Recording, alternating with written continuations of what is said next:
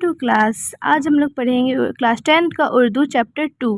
سہیل عظیم آبادی اس کے رائٹر ہیں اور یہ اس کا نام ہے بھابھی جان، جو ایک بہت ہی ایموشنل اسٹوری ہے جسے پڑھ کر آپ لوگوں کو بہت ہی مزہ آئے گا. اس میں کئی مرکزی کردار ہے جیسے ننھے بھائی، رقیہ بھابھی اور اختر. اس میں ایک جمیلہ نام کی لڑکی ہے جس سے اختر شادی کرنا چاہتا ہے، اور ایک شمی نام کی لڑکی جس کے پڑھنے لکھنے کی خرچ رقیہ بھابھی ادا کرتی ہیں. چلیے بنا کوئی بکواس سے اسٹارٹ کرتے ہیں یہ اسٹوری.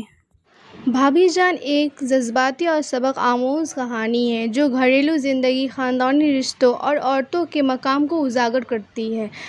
اختر اپنی بھابھی جان کے کردار کو یاد کرتے ہوئے ان کی محبت، قربانی، خلوص کو بیان کرتا ہے.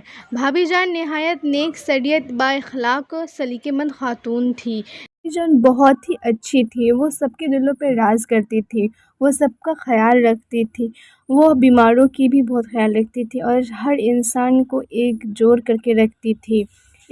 اور وہ ایک ٹیچر بھی تھی. وہ اسکول میں پڑھاتی تھی کیونکہ ان کے شوہر جیل میں رہتے تھے سیاست کے کام سے، اس لیے وہ ٹیوشن پڑھاتی تھی. ان کا تنخواہ 400 روپے تھا. ایک دن کی بات ہے، اختر 4-5 دنوں کے لیے چھٹی پہ آتا ہے. جو ان کا دیور ہے وہ 4-5 دنوں کے لیے آتا ہے ان کے گھر کسی کام کے سلسلے میں. وہ اور بھابھی جان چائے پیتے رہتے ہیں ساتھ میں. تبھی ایک لڑکی آتی ہے جس کا نام شمی ہے. وہ بہت اداس رہتی ہے. وہ آتی ہے تو اسے دیکھ کر بھابھی جان کہتی ہے کہ بہت اچھے ٹائم پہ آئی ہو، لو چائے پی لو. لیکن وہ بہت اداس رہتی ہے، وہ کچھ بھی نہیں کہتی ہے اور چائے بھی نہیں پیتی ہے. تو بھابھی جان اس کا ہاتھ پکڑتی ہے اور ایک کمرے میں لے جاتی ہے اور پھر اس سے پوچھتی ہے، لیکن وہ نہیں بتاتی ہے کہ وہ اتنا اداس کیوں ہے. بھابھی اس سے بہت التجا کرتی ہے، بہت پوچھتی ہے کہ اچھا بتاؤ تو ہوا کیا ہے. تب وہ بہت رونے لگتی ہے، کہتی ہے بھائی کے ایم اے کا فارم بھرنا ہے اور اس کا ڈیٹ کل ہے، کل ہی ختم ہو جائے گا، لیکن پیسے کا کوئی انتظام نہیں ہوا ہے. اب میں کیا کروں؟ تو بس بھابھی جان اسے تسلی دیتی ہے اور کہتی ہے کہ ارے پگلی، اتنی سی بات ہے، اس کے لیے تم اتنے رو رہی ہو؟ ہاں. بھابھی جان اٹھ کر جاتی ہے اور ایک لکڑی کا الماری کھولتی ہے.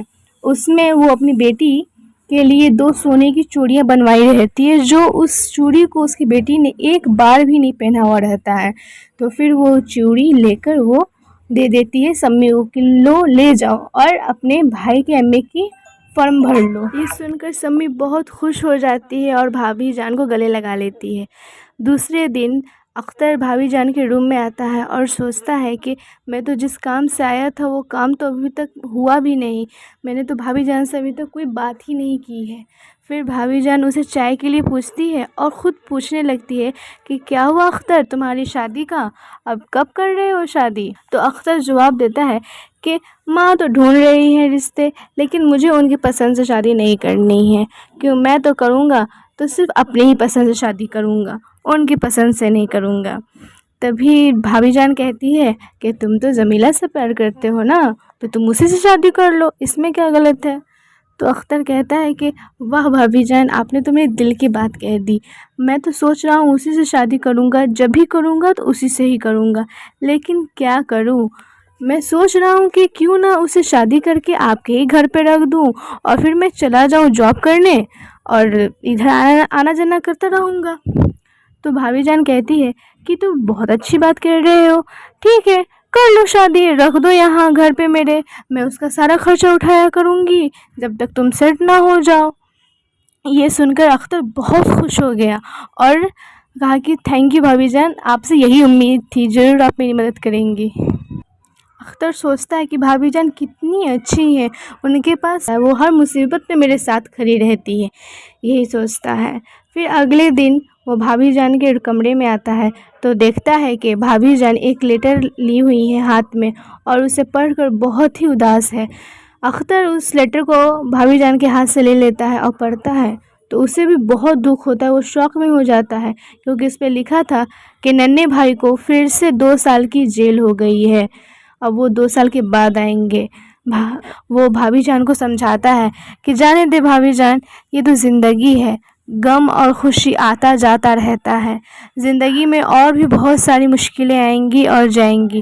آپ کو مضبوط رہنا چاہیے اور صبر کر کے رہنا چاہیے. اللہ اس کا اجر ضرور دیں گے.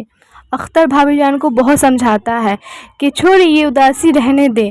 بھابھی جان بہت خوش ہوتی ہیں اور کانفیڈنٹلی کھڑی ہوتی ہیں اور اپنا فیس واش کرتی ہیں, پھر سے بال جھاڑتی ہیں اور اپنے پہلے جیسے لک میں آ جاتی ہیں اور گھر کے کام کاج پھر سے اسٹارٹ کر دیتی ہے جیسے وہ کرتی تھی, اور کہتی ہے کہ صحیح کہا جاتا ہے اللہ صبر کا پھل ضرور ادا کریں گے.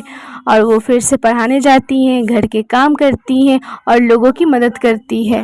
آپ جب بھی کوئی شاعری یا افسانہ پڑھیں تو اس کے رائٹر کے بارے میں ضرور یاد رکھیں, کیونکہ ایگزام میں 20% کوشچن آتے ہیں. تو پہلے جو بھی شاعری لکھتا ہے, شاعری یا افسانہ لکھتا ہے, وہ افسانے کے لاسٹ میں اپنا نام لکھتا ہے. اس کو تخلص کہتے ہیں. سہیل عظیم آبادی کا اصل نام تھا مجیب الرحمن. ابتدا میں شاعری کہتے تھے لیکن آگے چل کر وہ افسانہ نگار ہو گئے. وہ 1911 پٹنہ میں پیدا ہوئے. ان کا تعلق زمیندار خاندان سے تھا. آبائی وطن شاہپور بھدول پٹنہ میں. وہ ملازمت آل انڈیا ریڈیو میں کرتے تھے. اسی ملازمت کے سلسلے میں وہ دہلی گئے, پھر دہلی سے سری نگر, پھر ان کا تبادلہ پھر دلی میں ہو گیا. اسی وجہ سے وہ اس نوکری کو چھوڑ دیتے ہیں. وہ واپس آتے ہیں پٹنہ اور پھر ملازمت سے استعفیٰ دے دیتے ہیں. ان کا کئی اخبار ہے. ایک ساتھی ہے, وہ بہت سارے افسانہ لکھے ہوئے ہیں جس میں سے کچھ امپورٹنٹ ہے جیسے چار چہرے, الاؤ, آدمی کے روپ. ان کا ایک ناول ہے بے جڑ کے پودے جو آزادی کے بعد پرکاشت ہوئی تھی, اور ان کے افسانہ کی تعداد 125 ہے تقریباً. ایگزام میں یہ کوشچن آئے گا آبجیکٹیو میں. ان کا انتقال 1980 میں ہوا ہے. یہی ہے ان کے بارے میں کچھ امپورٹنٹ ڈیٹیلز جو آپ لوگوں کو یاد رکھنا ہے. آپ اپنی کاپی پہ نوٹ ڈاؤن کر لیجئے گا, ایگزام میں آئے گا ہی تو آئے گا. تو پلیز اسے یاد کر لیں اور ایگزام میں بیسٹ اسکور لائیں. اوکے, اور پلیز چینل کو لائک اینڈ سبسکرائب کریں. اور بھی اسی طریقے سے انٹرسٹنگ اور اینیمیشن کے تھرو آپ کو ویڈیو چاہیے تو پلیز کامنٹ کریں, اور میں ٹرائی کروں گی تاکہ میں اس سے بہتر آپ کو ویڈیو دے سکوں, تاکہ آپ ایگزام میں 90+ لا سکیں.